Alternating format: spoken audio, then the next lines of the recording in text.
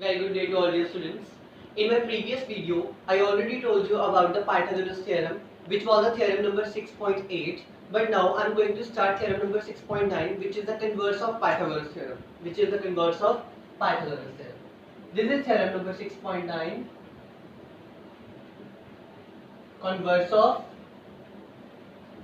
Pythagoras theorem. So, this theorem states or provides the statement that in a triangle, if the square of the one side is equal to the sum of the square of its other two sides, then the angle which is opposite to the first side, that is right angle. So, the statement of inverse of Pythagoras theorem states that in a triangle, if the square of its one side is equal to the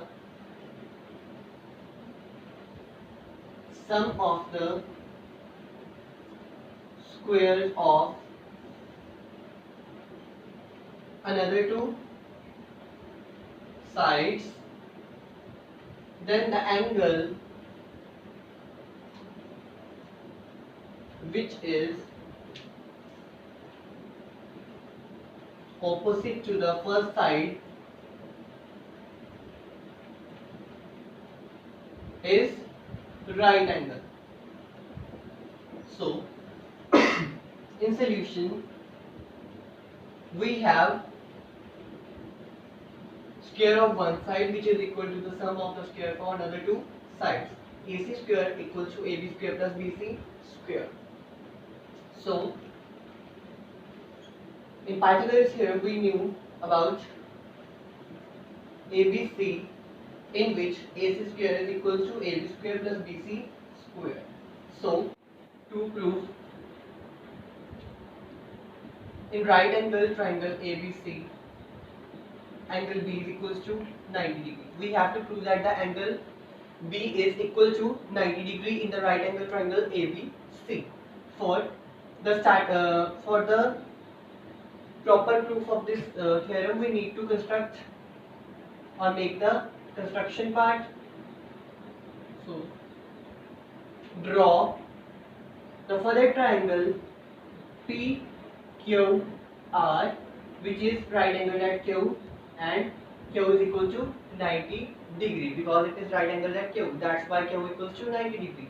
So, before the construction of the further triangle, you need to understand that if you have side AB equals to 4 centimeter, I am just giving an example. If AB equals to 4 centimeter, then PQ should also equals to 4 centimeter. If BC equals to 2 centimeter, then QR should also be equal to 2 centimeter. So both the triangles should consist of the same sides. That's why for the further step, draw triangle, right angle triangle PQR, which is right angled at Q and Q equals to 90 degree, in which PQ equals to AB. That I told you. PQ equals to AB and QR equals to BC. QR equals to BC. So, in its evidence or in its proof, we can apply the Pythagoras theorem rule on the right angle triangle PQR. In triangle PQR, by Pythagoras theorem, PR square hypotenuse square equals to PQ square plus QR square, perpendicular square plus base square. So, by Pythagoras theorem, by construction, we observe that PQ equals to AB and QR equals to BC. So, we would implement the same equations or same values in the particular equation. So, PR square equals to PQ equals to AB. So, AB square plus QR equals to BC, then BC square. So, by these equations, we know this is by construction. So, by given data and by the next equation, which is fresh equation, we know that AC square equals to PR square. So AC equals to PR. AC equals to PR. For the further step,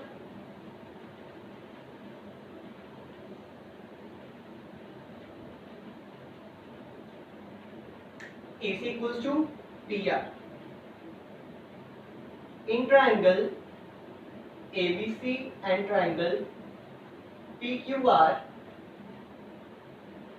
AB equals to PQ by construction, BC equals to QR by construction, and AC equals to PR by third equation. You can take any equation number, whichever you want. You can take the particular value or equation. So by third equation. So by SSS similarity, triangle ABC is congruent to triangle PQR. Triangle ABC becomes congruent to triangle PQR.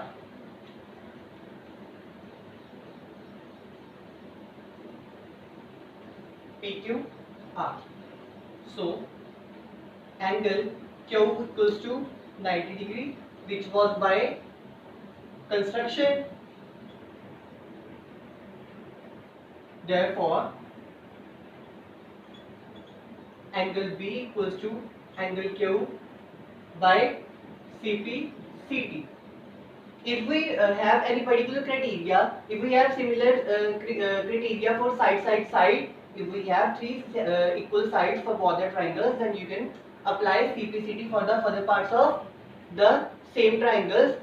So by congruent triangles, angle B equals to angle Q. So angle Q was equal to 90 degree given by construction. So angle B equals to 90 degree, hence proved. So I repeat, if we make the congruency for both the triangles, then the remaining parts for the same triangles would be similar by the principle of corresponding parts of congruent triangles. So by CP/CT, we proved angle B equals to angle Q and angle B equals to 90 degree. That is our answer. So hence proved. That was our converse of Pythagoras theorem. And the further parts or the further practical questions related to Pythagoras theorem and the converse of Pythagoras theorem would be in the next video. Thank you so much. I hope you all understood.